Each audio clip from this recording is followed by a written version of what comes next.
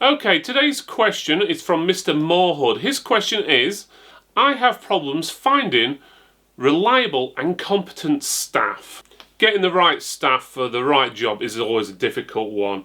If you don't pay the right amount, you won't get good quality staff. But if you pay too little, obviously you get very poor staff or ones that need training. So sometimes paying a little bit more will actually get you something better. For example, if you pay the member of staff, it might only be 10% more than what you would normally do.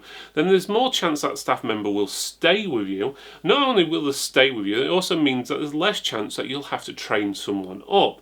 And if you don't have to train them up, that's money and time you are saving. So it makes it worthwhile spending a little bit more money on that member of staff. You could always go down the other route and train someone up.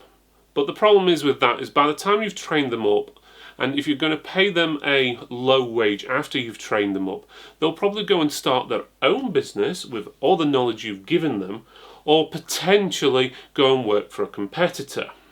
So in basics, you need to pay your staff the right amount. And as I said, sometimes paying more actually works out cheaper because you don't have all the extra expenses in there. You probably don't have to do all the training. You don't have to keep an eye on them, which means you can do other things and make money doing something else while they're making the money doing whatever they do. So the last thing you want to do is underpay the person. Then as well, if you're underpaying them, they're not going to be very loyal to you. They're basically going to go, hey, this guy don't want to pay me anything, so I'm not going to work as hard as I probably should.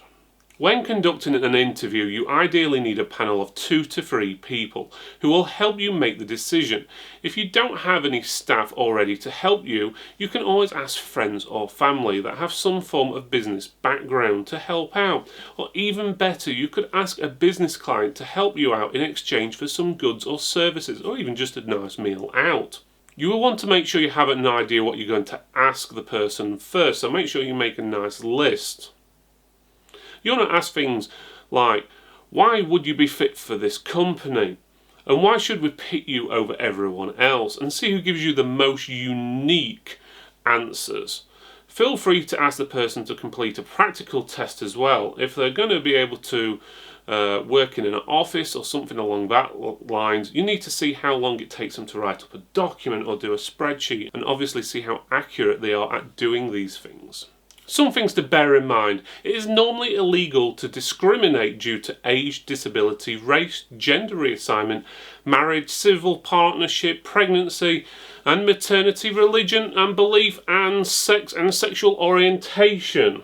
There are a few exceptions to the above, but you would have to prove why this person is critical for the job. For example, you're a Catholic church and you need a priest. Obviously he needs to be Catholic. Or a care worker agency, for example, has a client that is female, and that client has asked for a female member of staff to help them as they would feel uncomfortable receiving care from a man.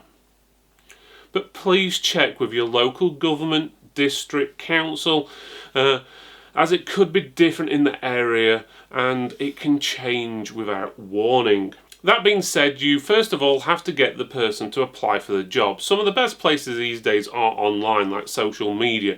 If it's someone who needs to have more of a business mind, LinkedIn is probably the most ideal place you need to look. I personally still prefer to see a real CV. I mean, one what's sent through the post, or snail mail as some people call it these days, sent rather than an application on a website, as it shows they've gone out of their way to send it rather than clicking on a button and copy and pasting replies. When looking at a CV, the ones that stand out to me are ones that are creative, and the CV is made to look different, from better quality paper and even containing artwork on them. Once you have picked the right person for the job, make sure you have the proper contract for that person. It will not only protect them, but it will also protect you.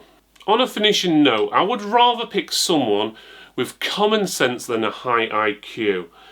If you get both, that's a bonus. But there's nothing worse than someone who thinks they are the bee's knees and are able to tell you about quantum physics, but they can't do a simple thing without instruction. For more rules and regulations in your area and to see what's the 100% go-to is going to be your local council, government, state or district website. So obviously double check with them because it differs all around the world.